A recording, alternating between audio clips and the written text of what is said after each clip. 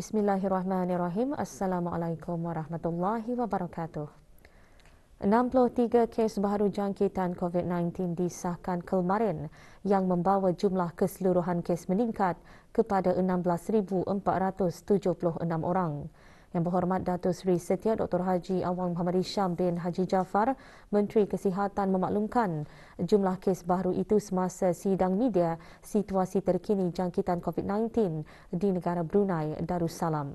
Sidang media berlangsung di Dewan Al-Afiah Kementerian Kesihatan. Daripada jumlah tersebut, kesemuanya adalah kes tempatan. Jumlah kes tersebut adalah hasil daripada 1,258 jumlah ujian makmal yang dilakukan dalam tempoh 24 jam. Oleh itu, kadar kes positif ialah sebanyak 5%. Di kalangan kes-kes yang sedang dirawat di Pusat Pengasihan Kebangsaan, tidak ada kes dalam kategori 4 dan kategori 5. 23 kes telah disahkan sembuh yang membawa jumlah kes yang sembuh di negara Brunei Darussalam kepada 15,920 kes. Manakala jumlah kes aktif ialah sebanyak 454 kes. Sementara itu, kadar pengisian di pusat-pusat pengasingan di seluruh negara atau bed occupancy rate ialah sebanyak 9.3%. Semasa sidang media, Menteri Kesihatan turut mengongsikan pencapaian program vaksinasi kebangsaan sehingga 30 Januari 2022. Kadar keseluruhan penduduk yang telah menerima sekurang-kurangnya satu dos vaksin ialah 94.8%. Kadar bagi yang telah menerima 2 dos vaksin ialah 94%. Kadar bagi yang telah menerima 3 dos ialah 40%. Untuk memberikan gambaran yang lebih jelas mengenai keberadaan kes-kes positif yang dikesan di negara ini, Kementerian Kesihatan ini mengongsikan sedikit hasil penelitian yang telah dijalankan.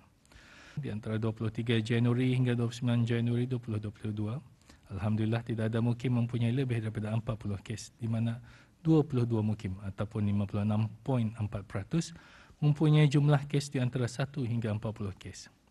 Dan 17 mukim atau 43.6% mempunyai kes sifar.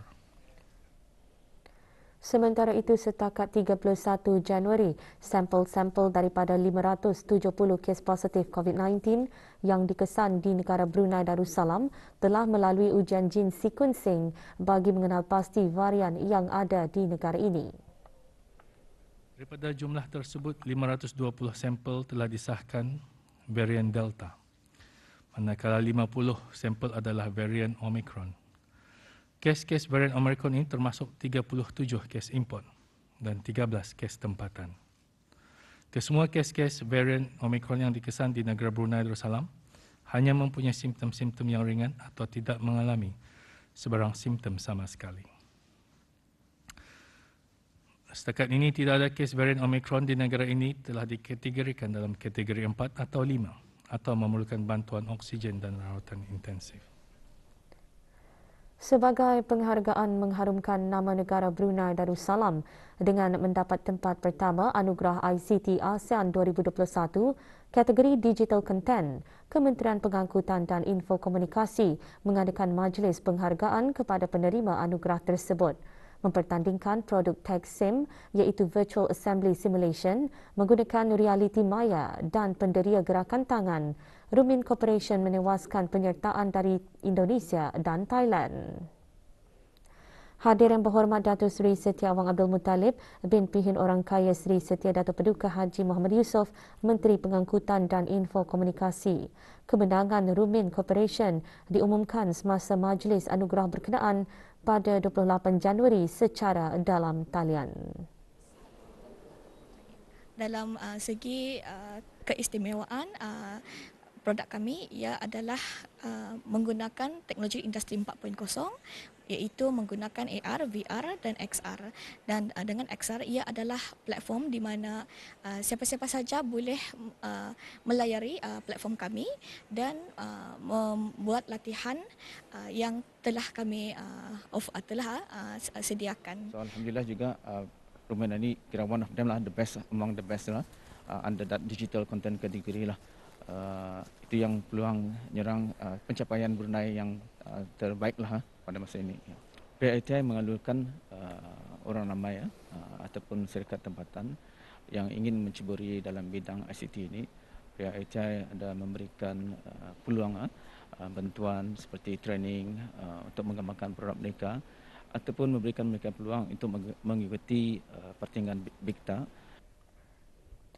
22 anak pokok ditanam di IBTE Kampus Sultan Bolkiah sempena protokol hijau dan hari bertindak.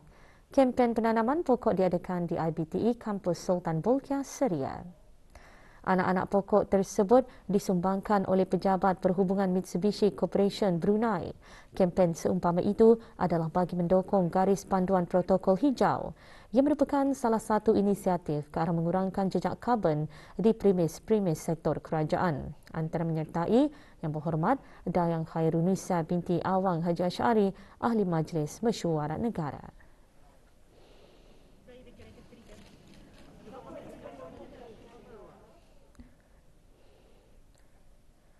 Kumpulan sajak sungai, laut dan kita yang ditulis oleh seorang penulis tanah air menerima anugerah penulis Asia Tenggara bagi negara Brunei Darussalam tahun 2021. Dewan Bahasa dan Pustaka Kementerian Kebudayaan Belia dan Sukan melalui bahagian penyelidikan, dokumentasi dan pengiktirafan bertanggungjawab selaku urus setia anugerah penulis Asia Tenggara bagi negara Brunei Darussalam. Setiap tokoh penerima anugerah yang dipilih oleh panel penilai di negara masing-masing dinilai berdasarkan hasil karya yang telah terbit mengikut genre yang ditetapkan oleh pihak penganjur di Bangkok, Thailand.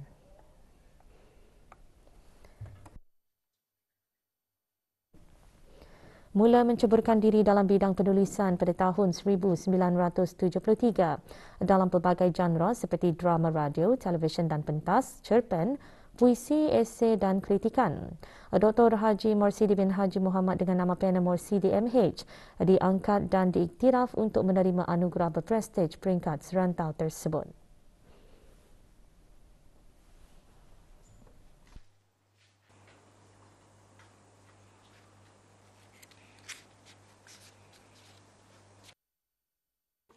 Isinya itu ada hubungan dengan misalnya pertama, denyut nadi dan perjalanan hidup. Denyut nadi dan perjalanan hidup ini ia lebih kepada hal-hal yang berkaitan dengan situasi kehidupan manusia. Dan juga berdasarkan pengalaman saya. Yang keduanya berkaitan dengan patriotisme, cinta kita kepada negara, cinta kepada tanah air, dan juga tentang pembangunan negara dan sebagainya. Kemudian barulah alam dan makna hidup. Yang terakhir ialah introspeksi diri dan hakikat hidup. Anugerah Penulis Asia Tenggara merupakan apresiasi yang sangat besar kepada bidang sastra negara serantau. Ia bukan sahaja dapat mengangkat dan menghargai nama penulis sesebuah negara, malah mendorong dan menggalakkan para penulis negara dua serantau untuk terus aktif berkarya dan aktif dalam hal kemasyarakatan yang menyumbang kepada kemajuan dan kejayaan dunia persuratan Melayu.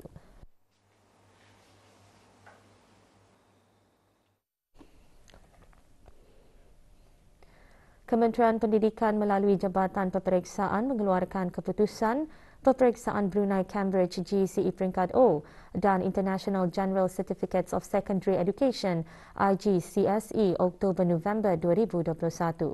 Kedua-dua peperiksaan dilaksanakan buat pertama kalinya secara kaedah alternatif iaitu School Assessed Grades SAG. Seramai 5,885 orang calon menduduki peperiksaan pada sesi Oktober-November 2021. Pencapaian calon di peringkat sekolah yang memperoleh sekurang-kurangnya 8O ke atas adalah 1,621 calon. Sementara yang memperolehi sekurang-kurangnya 5O ke atas seramai 3,324 calon. Manakala calon yang memperoleh sekurang-kurangnya 4O ke atas 3,928.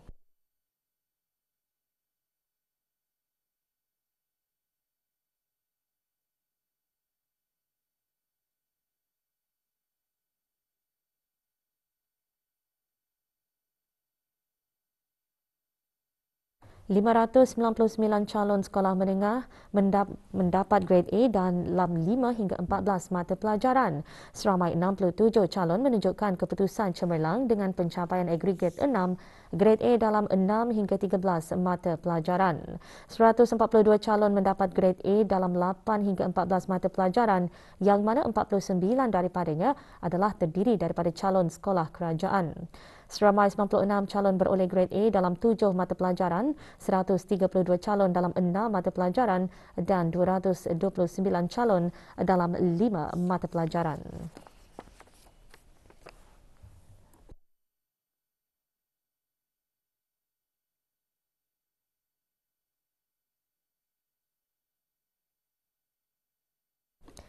Bagi penuntut dan orang ramai yang layak dan berhasrat menduduki peperiksaan Brunei Cambridge, GCE peringkat O dan IGCSE dalam bulan Mei Jun 2022, hendaklah mendaftar terus ke sekolah masing-masing atau jabatan peperiksaan Kementerian Pendidikan bagi calon persendirian pada waktu pejabat dibuka.